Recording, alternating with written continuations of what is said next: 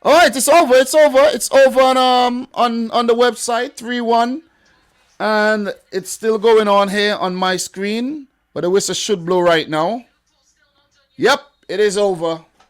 It is definitely over, and Liverpool defeats Benfica 3-1. Let's talk about these games briefly, guys. And I say briefly because I'm hungry. And I'm also, gotta go take a shower and everything. Let's talk about these games, man. So let's start with City 1, Atletico Madrid 0. I'll give my thoughts on each of the matches, and then we take a brief look at the Europa League and the Conference League. Okay, so Manchester City 1, Atletico Madrid 0. At the Etihad Stadium in Manchester, United Kingdom. Rainy day. No, we're not going to get too much into weather, but it was raining. City with a 78-minute goal by Kevin De Bruyne. A game in which they dominated from start to end. And I say this with no reservations. From start to end. But I think City could have been a bit more adventurous, taking more up, chances, take a couple shots from distance. Maybe you have a deflection, go into the back of the net, a deflection go out for a corner. Your resulting corner could have ended up in a goal. You see what I'm saying? So I want to see the team taking more chances from distance and everything. You never know what could happen. You see what I mean? And that is the only thing I have to criticize the team for, not creating enough opportunities and not being, I think, adventurous enough in terms of trying something. You see what I'm saying? Try something different sometimes. I know we love to pass the ball around and just walk it into the back of the net. And it was walked into the back of the net by De Bruyne, but it took some changes. And you got to give it to Pep Guardiola for bringing on the change, making the changes and affecting the game in the way it did. First half, City completely dominant. I don't think Atletico Madrid had a single shot at goal in the first half. And if we check the stats here right about now, you could see total, they only had 2 attempts in all entirety of the game. 15 attacks total, no corners, comparing to City's 86 attacks. This is dominance. 67% of the ball, 15 attempts, 9 corners taken, passing accuracy 90%. That is what you call high quality football. High quality football, man. And to beat a team like Atletico Madrid in this fashion, the defending champions of Spain versus the defending champions of England, you would have thought that we were playing a mid-table Spanish club. You see what I'm saying? The way they approached the game, the way they never really took the match to Manchester City. At least just put some pressure on Man City. And little do Atletico Madrid know, when you put the pressure on City, it works. But you could also leave yourself vulnerable to City's constant attacks, but without any risk. How are you going to be rewarded? And Atletico Madrid is not a team that play that type of risky football. But when you play against Man City, you got to take a few risks. You see what I'm saying? Because sitting back trying to break on the counter does not always work when you do not have the personnel. Griezmann is not the man to play in a setup like this. He should have never started Griezmann, in my opinion. In my opinion, the way Atleti played, they should have just started 11 defenders. They should have just played 11 defenders, man. You see what I mean? Because that's all they did for the entire game. Just defended. They cannot approach the game like that in the second leg, or else they're going to get knocked out for sure. I already do think that Atletico Madrid are going to get knocked out, because I do think Man City are a better team this season, and Atleti, they just do not have that attacking prowess right about now, or the attackers are not in form to actually get the better of Man City. But look, Suarez was on the bench. I think he went unused. He doesn't have any pace. So you could understand why he wasn't even risked. But in the second leg, you would have to try something different. Maybe play Suarez. And if you take the game to City, then you'll have more set-piece situations that players like Luis Suarez could come into the whole equation. But overall, I think it was a very good performance by City. It was not entertainment. It was not entertaining. It was very boring. Just want to put it out there. But City were City. Control possession, boss the play, and they were just constantly frustrated by Atletico Madrid. That's basically what happened.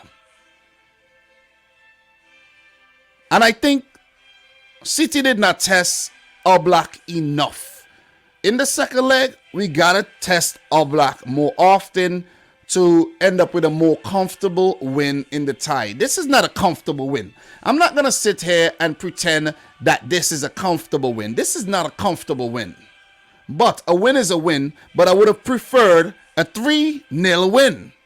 A 3-0 win would have been highly appreciated. But still, I am happy that we went out there, we got the job done, and we go into the second leg on the road, you know, with the ball in our court. Look, in terms of the substitutions that were made by Simeone, give him some credit as well for trying something fresh. If you go to the lineup, right? If you go to the lineup, he was the first one to make the move. Koke, Griezmann, and Llorente all brought off for Cunha, for DePaul, and Angel Correa. And you could see it's a positive move. He tried something. But I think the changes actually disrupted their defensive shape. You see what I'm saying? Where the players had to take some time to get acclimatized and get back into formation.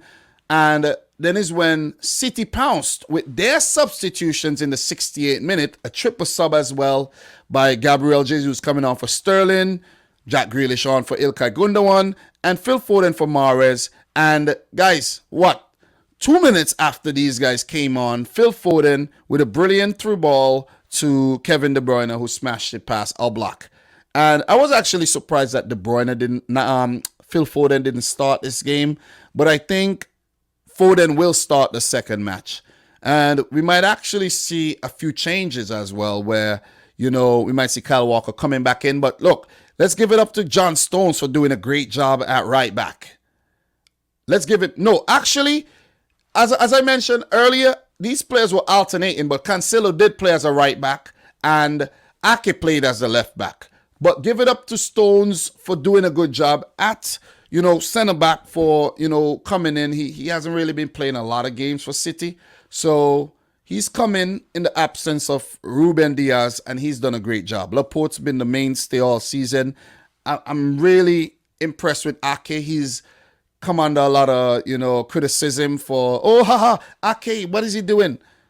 Guys usually take some time at Manchester City to settle in, and Ake is just one of them. Look at Cancelo, look at Rodri and all these guys, you know what I mean? They took time, they really took time to settle in, and it's just, the same goes for Nathan Ake and Jack Grealish, in my opinion. So kudos to the players, man. They went out there, they did their thing. I don't think Bernardo had the greatest game, but he, you know, Mahrez neither. But still, we went out there and got the job done. In terms of the other substitutes that were used, Thomas Lemar came on for Joao Felix. Look, with the lead, Pep did not want to disrupt what he had going for him. So he's like, you know what? We got the job done. I'm going to just play out the rest of the game with the players that's on the field. He could have made 2 more changes. He could have given a run out to a Zinchenko or maybe to one of the youngsters, Egan Riley or Mbete or even a Fernandinho, but he decided against that. So that's Pep Guardiola for you, man. And coming up trumps in the first leg, going into the away game in Atletico Madrid's stadium there. So look, I'm not saying it's going to be a walk in the park in the quarterfinal second leg here, but I think, you know, with the advantage, Pep knows what he needs to do. He doesn't need to overthink anything, and it should be Man City moving on to play one of Chelsea or Real Madrid. So that game would actually be on Wednesday the 13th of April, and I won't be able to do a watch along for that, but I will come on later on in that day and of course do a match reaction or two. Liverpool will play Benfica in the second leg of that one as well. So look, it's my thoughts, you know what I mean? Congratulations to my team. Hard luck to Atletico Madrid. And big up to Kevin De Bruyne, who was given the man of the match there. Indeed, a very, very good effort by the Belgian maestro, De Bruyne. So let's just go back and let's just go backwards. You're going to go back a little bit more there. And before we do move on to the Liverpool game, Chelsea do play Real Madrid tomorrow. Chelsea coming off of a loss against Brentford. And Real Madrid coming off of a win. I can't remember who they played. But maybe Elche or one of them teams. I can't remember who they played exactly. Let me just pull that up really quick. Real Madrid play Chelsea. And their last game was against... God damn, come on, why you play with me? The last game was against Celta de Vigo. Okay, Celta de Vigo. So it wasn't Elche. Elche is probably not even in the La Liga right now. Elche even in La Liga this season. Yeah, they are. So, yeah, it could have been Elche, but it wasn't. So, yeah, so Real Madrid coming off of a win, Chelsea coming off of a loss. And I'm going for Real Madrid to get the better of Chelsea across two legs, though. I think Chelsea got way too much on their plate right now. And it seems like it's becoming a little bit too much for them to handle. When it seems like all was going well, yeah, Chelsea dealing well with their off-the-field issues, and then the Brentford game happened. I was like, okay, wheels are falling off. But the Chelsea fans will still have hope that they could actually destroy Real Madrid like they knocked them out last season. So all the best to Chelsea and Real Madrid. That game will be coming up tomorrow, and I'll be live later on in the day to talk Chelsea, Real Madrid. So, yeah, we move on to the next game, guys, and that match would be Liverpool-Benfica. So, Benfica 1, Liverpool 3. Congrats to Liverpool on winning this match, but the tie is not over. From what we saw from Benfica in the second leg, the tie is not over. It's far from over. But, of course, you know, with a 3-1 advantage going into the game at Anfield, Liverpool should fancy their chances. Even if they lose 1-0 like they did against Inter Milan in the previous round, it should still be enough to win the tie from what they did in the first leg. So that's why it's imperative that you perform well in the first leg so the second leg is not a pressure situation. Ibrahima Konate with a header. Andy Robertson with the cross in. Mane in the 34th minute. Luis Diaz headed down after Trent Alexander-Arnold. Brilliant ball through. Luis Diaz in the 87th minute. Brilliant ball by Naby Keita deflected through to Luis Diaz. And Nunez with the goal in the 49th minute set up by Rafa Silva. So Benfica did have a couple more opportunities in the game. And if they were more clinical, it could have been a whole different result. A 3-3 draw, a 4-3 win, or 4-2 win for Benfica. They did not take their chances. And Liverpool had opportunities of their own as well. I can remember Salah had an opportunity. He should have passed. He didn't. He got saved. Luis Diaz had an opportunity. And there was a couple more opportunities that, you know, that I can't remember. Every single opportunity. A couple free headers not taken as well. And I think Liverpool are deserved champions of this match. Well, let me not go around using the word champions too much. Deserved winners of this game. You know, I want to say, the people will be like, yo, damn, what did you just say? That Liverpool are champions? They're going to win the league? No, I'm not saying that. What are you saying? They're going to win the Champions League? I'm not saying that. All right? I'm just, you know, I used the wrong word. I used the wrong word, okay? But look, first half, it was all Liverpool. It was all Liverpool. I think Benfica found themselves struggling to stitch together enough passes to really trouble the Liverpool backline. But they did get in behind a couple times, but not really to test Alisson. But after the Liverpool dominance in the first half, 2-0 going into the second, I don't know what Nelson Veracimo told his boys, but they came out a team transformed in the second half. The second half ended in a 1-1 draw. But I think it was Benfica who had a much better second half than Liverpool. Nunez in the 49th minute, good breakaway. Rafa Silva with the pace. I think Ibrahima Konate could have done better with that defending that goal, but he didn't. And there was too many occasions where Liverpool's high line was exploited by Darwin Nunez and co. And I think if Benfica just had a little bit more oomph, a little bit more quality in their lineup, oh man, it would have been, night for Liverpool.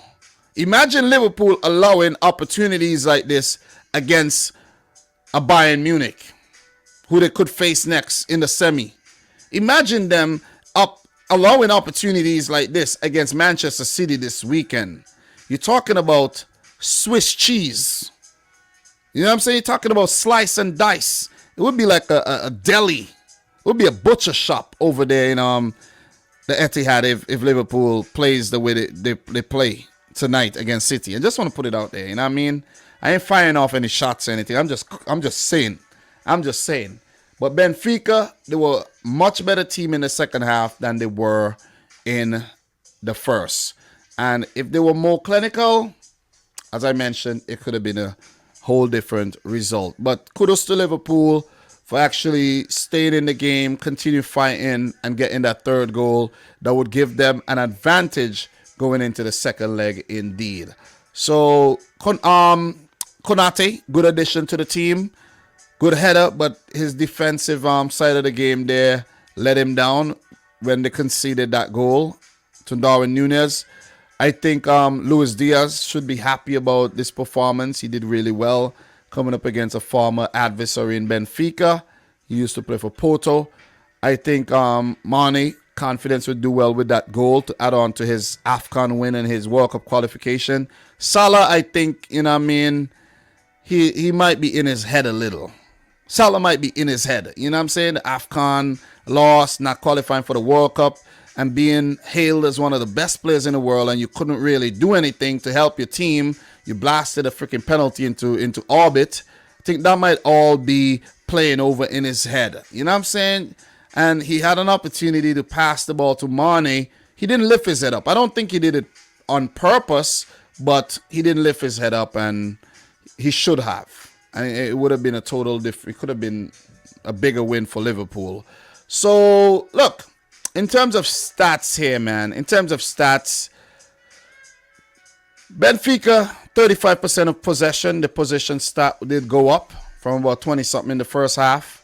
9 total attempts, 30 attacks. So they did better as the game progressed. 2 corners. So they did improve. Definitely. Liverpool with 65% of the ball, 18 attempts, 73 attacks. So you could see who were the more dominant team. But I think Benfica in the second half really improved their attacking stats. 6 corners taken for Liverpool. Very good passing in terms of the passing accuracy and all. And I think it's job done by Liverpool. I mentioned that Liverpool were going to completely push over Benfica, but it was far from a pushover, man. It was far from a pushover. Benfica had Liverpool reeling in the second half on quite a few occasions, not just one time for the goal. It was about 4 to 5 times. Give it up to Alisson Becker. If it wasn't for Alisson, well, that's what he's there for, but oh man, he saved the Liverpool's skin again. That's what the keeper's there for, though. What am I talking about? But still, you get the point. You get the point I'm trying to make right now. That's what you need your keeper to do. But as you guys know, that is not always the case. It's not always the case. You know what I'm saying? I think Alisson had to make about 2 big saves. Benfica should have done a lot better. I think this tie is... I think it's pretty much over, but Liverpool shouldn't take them too lightly. That's what I think. A tie is not over, but I think it's over. You get what I'm saying. Liverpool are not giving up a two goal advantage here. Being who they are and how well they've played this season, they're not giving up a 2-0 lead. A two goal advantage, I should say. 3-1 lead. And for that second leg, that game would also be played on Wednesday, the 13th of April. So what else could I add? In terms of the personnel here, let's just take a look at the personnel here for Liverpool and just give a quick thought. I think Luis Diaz, great addition to the Liverpool team, and he played the entire 90, and he gives Klopp that flexibility. Sometimes if Klopp want to play Jota, if he want to play Firmino, if he want to play Mane, if he want to play Salah, whoever he wants to play, the attack still looks very, very potent. You see what I'm saying? Fabinho, ever so solid in the midfield. I think Naby Keita had a brilliant game. Thiago, okay. I think he started solid, but his game waned as, time progressed. Robertson, solid match with the assist there again. Trent Alexander-Arnold, another solid game with that ball over. Not going to criticize the defensive side of his game today. Not interested in doing that today. Van Dijk and Konate does form a good centre-back pairing, but I do think that Matip and Van Dijk is that centre-back pairing that Liverpool wants to ideally have when they come up against Bayern Munich. Seriously. Because Konate, that was not a very good, you need to sort your feet out, man. You can't be, Bambi and ice in crucial situations like that. Liverpool got to try to stop the teams from getting in behind so easily. But Alisson Becker is always there to save you. In terms of substitutes, Jordan Henderson for Thiago, Roberto Firmino for Mane, Jota for Salah, Miete came on for Taarabt for Benfica, Roman Yaremchuk for Everton, João Mario for Gonzalo Ramos, and Joe Gomez for Alexander-Arnold here, and Milner for Naby Keita. Look, Everton was one of the players that did have a chance at goal. Did not take these guys did not take their chances at all. So they ought to be blamed for this situation right about now, for their loss. Definitely. But it's a result that I expected, though. That's my thoughts on Benfica 1, Liverpool 3. Let me know yours in the comments. Do appreciate it. So, look, if we go back here, and we have big games coming up tomorrow as well. I talked Chelsea, Real Madrid, but Villarreal will be coming up against Bayern Munich. Villarreal, I think, about 7th in La Liga right about now. And for Bayern Munich, of course, guys, they're topping the Bayern Liga. We know this. We should know this already. They're topping that league, and it's it's formality every season. Villarreal are 7th in La Liga right now. They have lost 3 of their last 5 games, so that's not a good form coming into the tie here against the mighty Bayern. And for Bayern, they had a controversial game against Freiburg where they found themselves with 12 men on the field for a couple seconds. Bayern Munich are winning this tie. I don't care how good Villarreal have looked this season and how much they could be underdogs and upset Bayern. They beat Juventus. They're not beating Bayern Munich. We're going to see Liverpool coming up against Bayern here. That is when the real freaking Champions League knockout stage for I think maybe for Bayern Munich starts. See what I'm saying? They did have a little scare against Salzburg. They're going to get past Villarreal and they're going to meet. It's going to be a battle of the Reds. Bayern versus Liverpool. Take your pick, man. Take your pick. I don't want to be the... listen, it's going to be a tough prediction to make. And we could see a situation where we could have Man City versus Liverpool in the final of this year's Champions League. God damn. If that happens, guys, oh my God, that would be massive. That would be massive indeed, man. That would be massive indeed. So, yeah. That's it for my thoughts on the Champions League there, guys. What we're going to do really quick, we're going to take a look at what's coming up in the Europa League.